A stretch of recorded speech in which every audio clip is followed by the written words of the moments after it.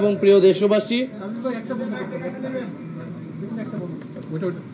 আপনারা জানেন যে আজ 16 জুলাই জাতীয় নাগরিক পার্টির উদ্যোগে 1 জুলাই থেকে জুলাই গণ অভ্যুত্থানের 1 বছর পূর্তিতে আমাদের যে মাসব্যাপী কর্মসূচি ছিল দেশ গড়তে জুলাই পদযাত্রা, যেই কর্মসূচির মাধ্যমে আমরা বাংলাদেশের প্রত্যেকটি জেলায় যাচ্ছি এবং সেখানে গিয়ে জুলাই গণ অভ্যুত্থানের বার্তা, জাতীয় নাগরিক পার্টির প্রতিশ্রুতি এবং সেই জেলার সেই এলাকার মানুষের সমস্যা, তাদের সাথে আমরা কথোপকথন করছি, কর্মসূচি করছি, পদযাত্রা করছি। সেই ধারাবাহিকতায় আজকে গোপালগঞ্জ জেলায় আমাদের কর্মসূচি ছিল, আমাদের এই পদযাত্রা এবং পথসভা ছিল। এবং এই পথসভাটা কিন্তু অনেক আগে আপনারাও জানেন, সেটা দেয়া হয়েছে। এটা যে মুজিববাদী সন্ত্রাসীরা আমাদের গোপালগঞ্জের কর্মসূচিতে হামলা করেছে, জাতীয় নাগরিক পার্টি এবং গণ অভ্যুত্থানের নেতৃবৃন্দদের হত্যার উদ্দেশ্যে তারা সেই কর্মসূচিতে জঙ্গি কায়দায় হামলা করে। আমরা যেহেতু আমাদের কর্মসূচিটি ছিল যে 64টি জেলায় আমরা যাব, ফলে সেই ধারাবাহিকতায় আমরা গোপালগঞ্জ জেলায় গিয়েছি এবং গোপালগঞ্জ জেলায় গিয়ে আমরা অন্য জেলায় যে কর্মসূচিগুলো করেছি সেই জেলার মানুষের সমস্যার কথা শুনেছি, সমস্যার কথা তুলে ধরেছি, গণ অভ্যুত্থানের কথা তুলে ধরেছি, জাতীয় নাগরিক পার্টির প্রতিশ্রুতির কথা তুলে ধরেছি।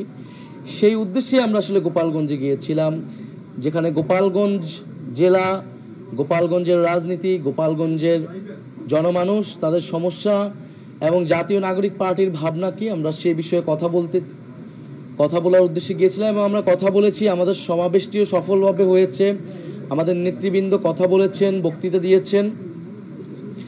কিন্তু আসার সময় আমরা যখন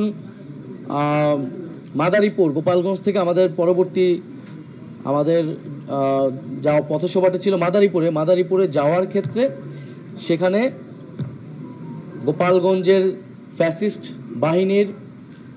ফ্যাসিস্ট আওয়ামী লীগের সন্ত্রাসীরা, মুজিববাদী সন্ত্রাসীরা হামলা চালায়, গুলিবর্ষণ করে, দেশীয় অস্ত্রশস্ত্র নিয়ে আমাদের গাড়িবহরে হামলা করে এবং সেখানে যারা নিরাপত্তা বাহিনী ছিল, আইন শৃঙ্খলা বাহিনী এবং সেনাবাহিনী, তাদের উপরে হামলা চলায় এবং এক পর্যায়ে তাদের সহায়তায় আমরা সেখান থেকে খুলনায় চলে আসি এবং আমাদের আজকের যে পথসভাটি ছিল মাদারীপুর এবং শরীয়তপুর, সেটি স্থগিত করা হয়েছে সেই আজকের এই ঘটনার কারণবশত।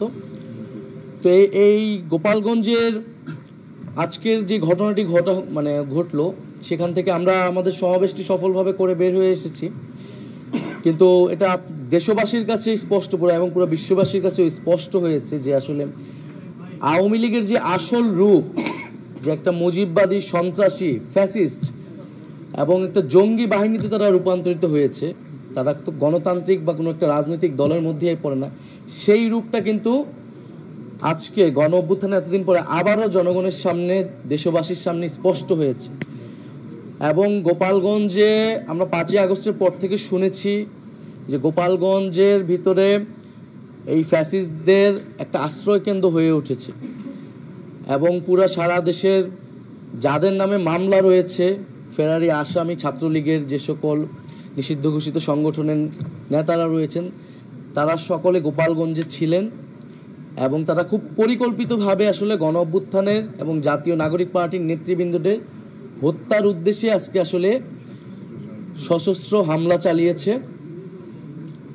এবং বাংলাদেশে যে একটা মিথ তৈরি করে রাখা হয়েছিল যে গোপালগঞ্জে আওয়ামী লীগের বাইরে কেউ প্রোগ্রাম করতে পারবে না, এই মিথ আজকে জাতীয় নাগরিক পার্টি ভেঙে দিয়েছে।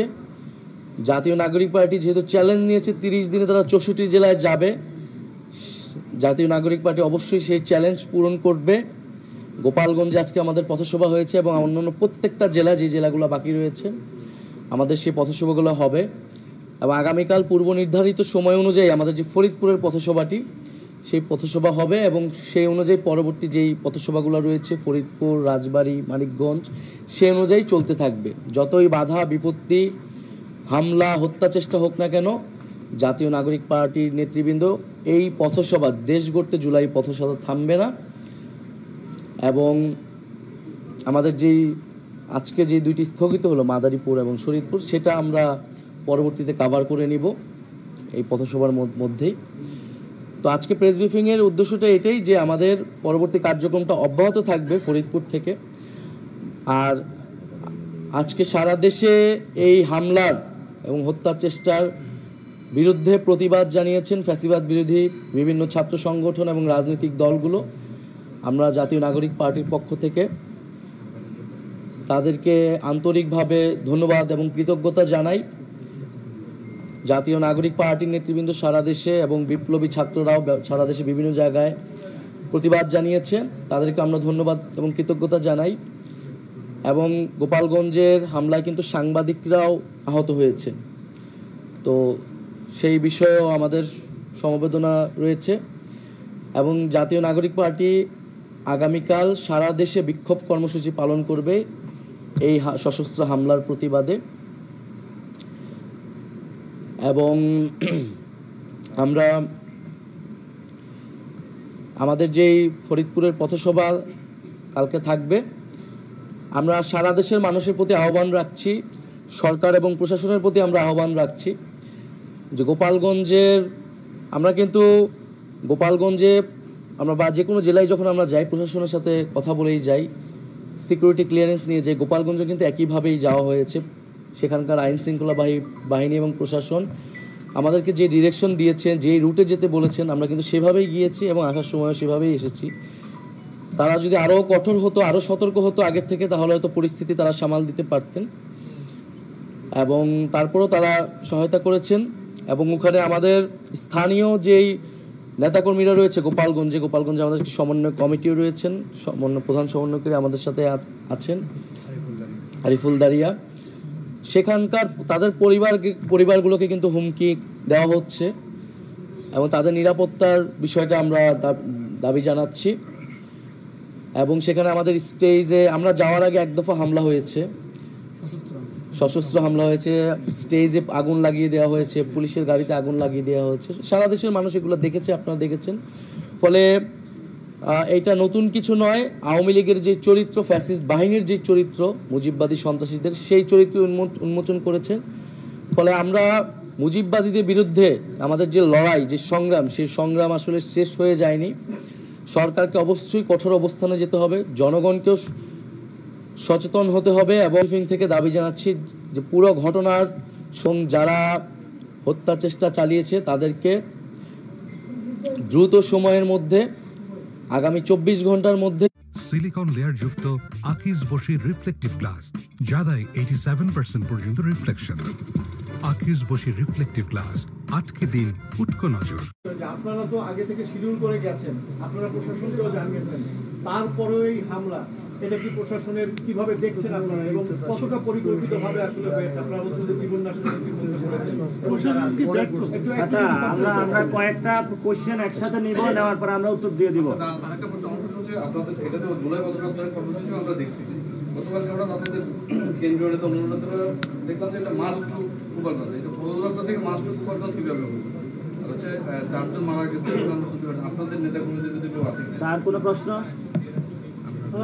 আপনাদের নিরাপত্তা দিতে গিয়ে প্রশাসন ব্যর্থ হয়েছে, এটা এসেছে। ওকে, তাহলে আমরা আচ্ছা, আরেকটি বিষয় হচ্ছে আমাদের মধ্যে 3 জন আহত হয়েছে।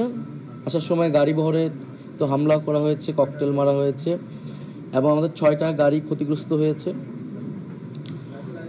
আর আমরা শুনতে পেয়েছি সেই ঘটনাস্থলেও মারা গিয়েছেন। আমরা সেই বিষয়ে তদন্ত চাচ্ছি, যাতে সুষ্ঠু তদন্ত হয় ঘটনার।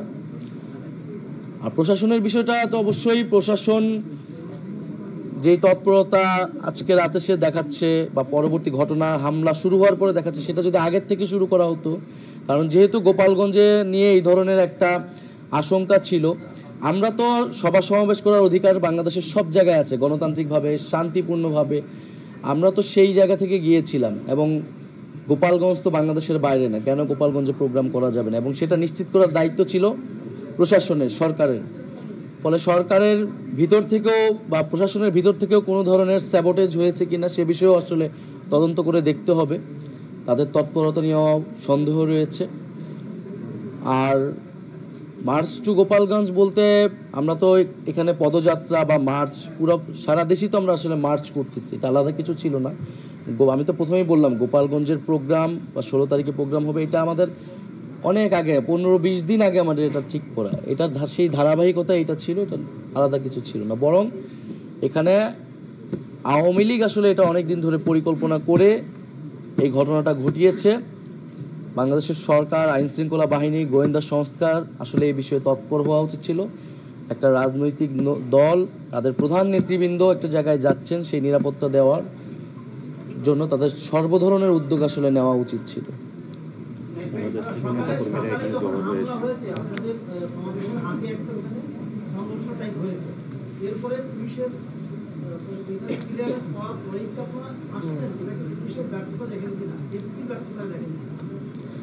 আমরা পুলিশের পুরো ক্লিয়ারেন্স পাওয়ার পরে তারা যখন বলেছে সমাবেশ স্থলে, আমরা কিন্তু কিছুটা লেটও হয়েছে, কারণ পুলিশ ক্লিয়ারেন্সের কারণেই আমরা বিভিন্ন জায়গায় থেমেছি, পুলিশ বলেছে।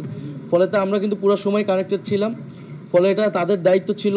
অবশ্যই সেক্ষেত্রে ব্যর্থতা রয়েছে এবং সার্বিকভাবে তারা আমাদের নিরাপত্তা দিয়ে আবার সেনাবাহিনী, পুলিশ আমাদেরকে সেখান থেকে বের করে দিতে পেরেছে, সেটার জন্য আমরা ধন্যবাদ জানাই। কিন্তু আমাদের গোপালগঞ্জ নিয়ে যদি পুলিশ প্রশাসন যদি প্রথম থেকে সতর্ক হতো, সচেতন হতো, তাহলে হয়তো এই দিন হতো না, দেখা লাগতো না। এবং তারা কিন্তু এই আওয়ামী লীগ এখন জঙ্গি সংগঠনের মতো কাজ করতেছে তাদের স্টাইলে।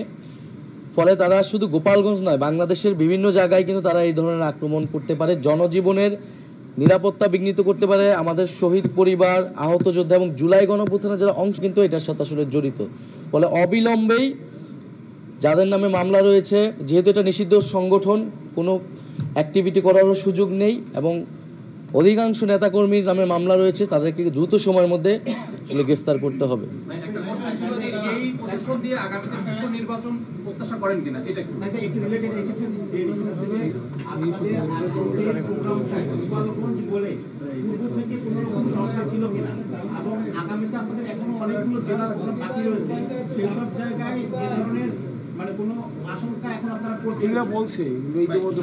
আমরা শান্তিপূর্ণভাবে, গণতান্ত্রিকভাবে আমরা আমাদের এই পদযাত্রা চালিয়ে যাব, যা কিছু হোক, যত বাধাই আসুক না কেন। এবং গোপালগঞ্জ এর জনগণের জন্যই আমরা কাজ করতে গিয়েছিলাম। আমরা প্রত্যেকটা জেলার মানুষের সমস্যার কথাই বলতে গিয়েছিলাম, কিন্তু গোপালগঞ্জের মানুষকে রক্ষা করতে হলে, এই মুজিববাদী সন্ত্রাসীদের থেকে, ফ্যাসিস্টদের থেকে রক্ষা করতে হলে দ্রুত সময়ের মধ্যে সেই সন্ত্রাসীদের গ্রেফতার করতে হবে, বিচারে আনতে হবে এবং সেই বিচার সংস্কার এবং নতুন সংবিধানের দাবিতে আমাদের এই যাত্রা। ধন্যবাদ সবাই।